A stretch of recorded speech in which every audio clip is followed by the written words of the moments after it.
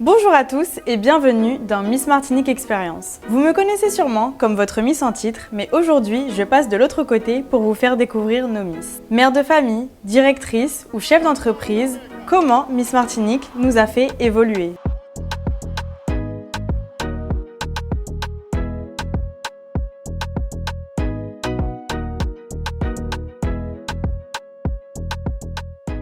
Bonjour à tous et bienvenue dans ce nouvel épisode de Miss Martinique Experience. Aujourd'hui, on se retrouve avec une invitée que vous connaissez, une invitée de marque, je dirais même, que vous avez l'habitude de voir, Flora Renaud, directrice de notre comité Miss Martinique, mais pas que, car elle est aussi Miss Martinique 2003 pour Miss France 2004. Bonjour Flora. Bonjour Cléo. Ça va bien? Tu te Très sens bien bien. dans mon studio?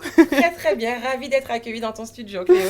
Alors, donc on va un peu te poser des questions pour rentrer dans ton intimité, donc pour savoir comment tu as vécu l'expérience Miss Martinique et comment tu arrives à manager ta vie de directrice. Alors, on te voit comme une femme de caractère parce que tu diriges Miss Martinique, qui n'est pas, je pense, simple au quotidien. Est-ce que ça a toujours été le cas que tu montres cette image de confiance en soi?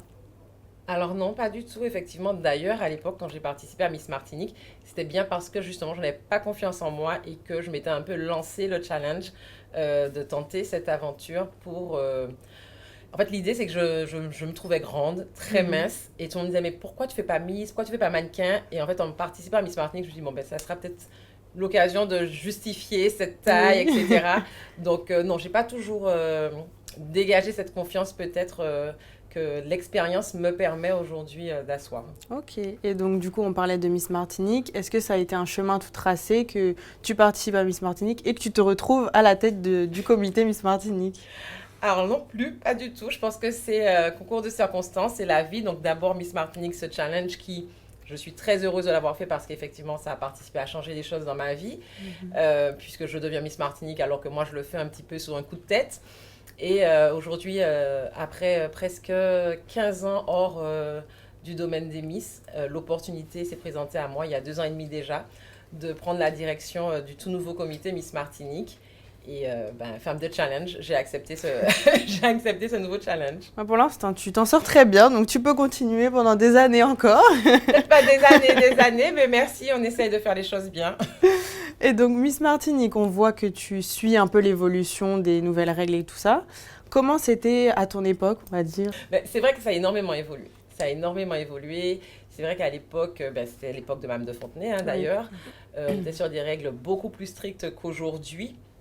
L'élégance à la française était très, très, très respectée, très importante. Je me rappelle pour une petite anecdote que les jeans à l'époque étaient interdits à Ah Miss oui. France. Il y a une candidate qui s'était faite incendier parce qu'elle avait porté un jean. C'est vraiment, moi, ça m'a marqué. Je raconte souvent ça parce que ça m'a marqué. Oui. Et c'est vrai que les règles vraiment de bonne conduite et de bonne manière étaient très, très importantes. Avoir les cheveux attachés au dîner, etc.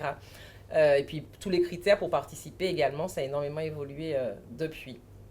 Et donc on parle de l'évolution justement des règles. Qu'est-ce que tu en penses de cette évolution? Est-ce que tu trouves ça positif ou négatif? Quel est ton point de vue dessus? Alors, l'évolution vers la modernité, forcément, il faut aller avec son temps. Donc, il y a une part que je trouve plutôt positive, puisque la marque peut-être se faisait un peu vieillissante avec le temps. Néanmoins, à mon avis, c'est très important de garder quand même l'ADN de Miss France dans tout ce qui est élégance, respect des bonnes manières et des valeurs. Pour moi, c'est vraiment l'ADN et l'essence même de Miss France, un petit peu l'héritage, j'ai envie de dire, de Oui. Madame de Fontenay, auquel je tiens particulièrement, en acceptant toute cette touche de modernité qui arrive avec les nouvelles règles. Oui, c'est important de garder notre élégance à la française, comme tu as dit Voilà. auparavant. Et donc pour toi, est-ce que Miss Martinique a eu un impact dans ta vie de tous les jours? Oui, forcément. Une expérience comme celle-là participe à changer une vie. Alors, changer une vie, ça ne veut pas dire qu'on passe d'une vie simple à une vie complètement éclatante, mais forcément, une telle expérience participe à changer notre regard sur nous-mêmes, notre regard sur les opportunités qui se présentent à nous, parce que même si à l'époque, il y en avait beaucoup moins qu'aujourd'hui, Oui. il y en a eu quand même. Donc, forcément, la confiance en moi, le fait d'oser aller chercher autre chose, avoir plus d'ambition. Quand on réalise une telle chose dans sa vie, on se dit, mais on peut rêver encore plus grand, on peut oser aller plus loin. Donc, d'ailleurs, j'avais comme projet de faire un BTS commerce international. Au final, j'ai un diplôme en école de commerce. Et Bravo. je pense que c'est, merci, mais je pense que c'est, en fait, mon projet a grandi parce que j'ai justement gagné en confiance et en envie d'aller plus loin avec cette aventure. Et donc, en parlant de confiance en soi, c'est vrai que tu es amené à fréquenter beaucoup de Miss. On les appelle tes Miss parce qu'on devient un peu comme une famille. Et donc, quelle est la valeur que tu essayes au mieux, on va dire, de leur transmettre? Alors, c'est vrai que j'essaie de leur transmettre un maximum de valeur. En fait, j'essaie vraiment d'utiliser l'expérience que moi j'ai vécue, mon expérience à Miss Martinique, mais également mon expérience de vie pour les accompagner au mieux.